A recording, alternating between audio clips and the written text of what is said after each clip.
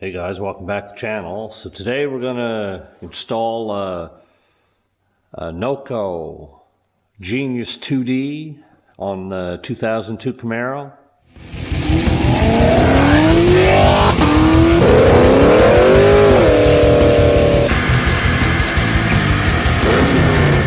Okay, so we're going to unbox the Noco Genius2D.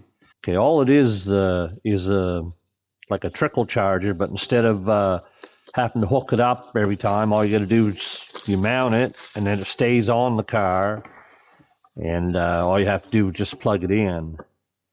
Anyway, this is comes in the box.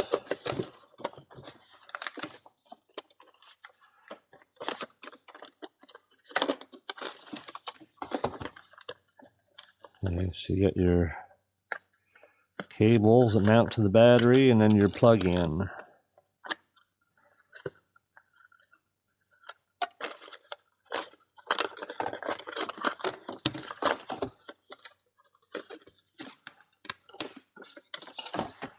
So basically these two ends here mount right on the battery. Now something else I had to get, because this is got the side post battery. I got a set of these, so these come right off. These are for the factory terminals, and then you just take these and just mount them on the ends of it. See, if you look at the factory terminals, there's really nowhere to put them little loops. You can't put them underneath. So anyway, we're going to pull these out and put them, ones I bought, put them in. This battery, it probably should be replaced anyway, but running the manual fan switch with an underdrive pulley is quite hard on the battery. And I noticed just sitting here, if it sits here for a week, you can see that little green light right there. When that's not green, that means the battery's getting low. And it seems like every week it goes down, I have to hook the trickle charger up to it. And even in the summertime, I have issues, like I said, because of the underdrive pulley and the manual fan switch. Okay, we're going to start by removing the battery terminals. You want to start with the negative one first.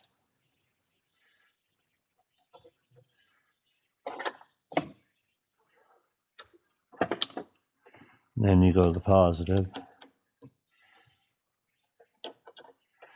Okay guys, so I took the battery right out of the car. You don't need to, but I just want to try to do a half decent job. Now to remove these, what I did was I put a socket on this end, and then the piece sticking out, you just take a big pair of pliers and just press them out. So they're out, and these terminals were quite dirty, so I cleaned them up with like a little wire brush. Now this thing here, I already figured out where I'm going to put it. I'm going to mount it down in here. It comes with a couple self-threading screws, but I don't like drilling holes in the body if I don't have to. So I'm going to use some 3M tape, and then I'm going to route the wires in through here. I'm going to put some wire loom on it. So we'll put some wire loom on it first. But I only want the wire loom to go right to here. So probably about that much there.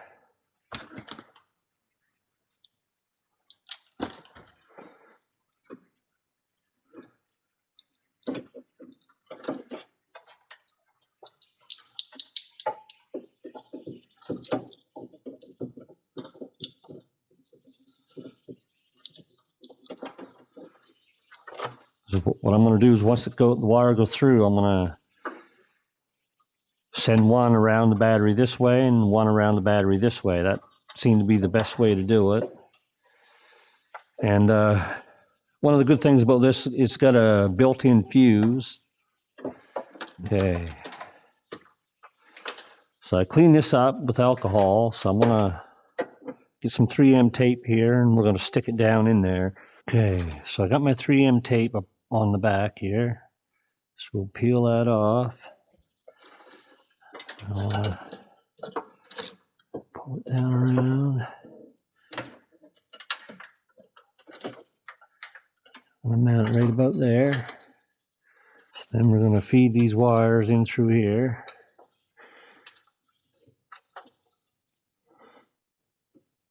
Get it in there. Let's say the positive is going to go around the battery and then go in here. I'm going to put some wire loom on this. So we'll put the battery back in.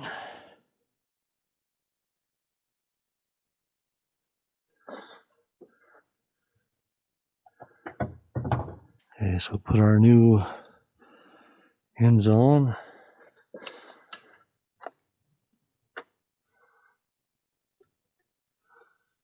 Okay, so once we get the positive terminal on, we'll hook up the positive on the charger.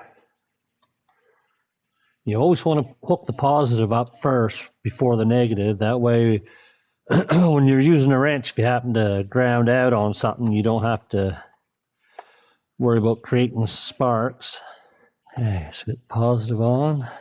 The good thing about these is they don't strip as easy as these ones here. You see that one's all rounded off from taking the battery in and out. You won't have that problem with these ones. So this by itself is a pretty good upgrade. Let's get the slide in. Get started by finger here first. Again, you don't want to over tighten these because you can strip them quite easy. Should be good. Connect the ground.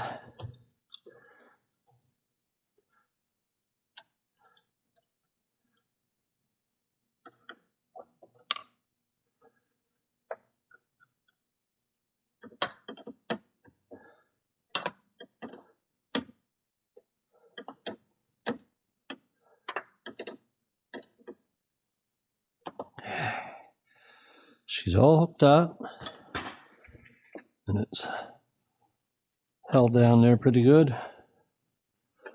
Like I said, you could use the self-tapping screws, but I don't like to drill holes in the body any more than I have to. And this here's our plug-in. So the only thing it really does is takes away one step where you have to hook on the little trickle charger. Then you have to have it set in here somewhere. Now we just got to plug it in. Plus this here is supposed to be quite smart. You can look it up on the internet there. It's supposed to, even on a bad battery, it's supposed to help bring them back. Now whether that's true or not, you could hang this out the bottom or whatever. For me, when it's parked, it's not going to be moving, so I'll just plug it in right here. But you could run it down through the bottom if you wanted to. So anyway, let's plug her in. Okay, so we'll plug her in here.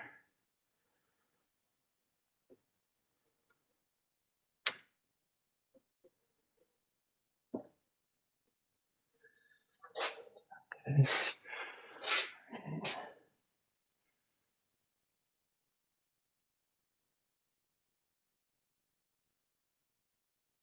Yeah, I'll have to look that up and see what it means. I think that means it's charging. Okay, when the light's flashing red like that, it means it's charging and the battery is less than 75%. And then when the battery reaches 75%, it'll start flashing green. And then when it hits 100%, it turns a solid green. Okay guys, so that's the final installation. I run it in through there. Put some wire loom on it. It's not too messy. And this thing here is waterproof, and it can also handle hot temperatures and cool temperatures. Where it's at, it won't get too hot anyway. So anyway guys, that's it for this video. Probably won't be too many Camaro videos this winter, but this here seems like a pretty good thing to have.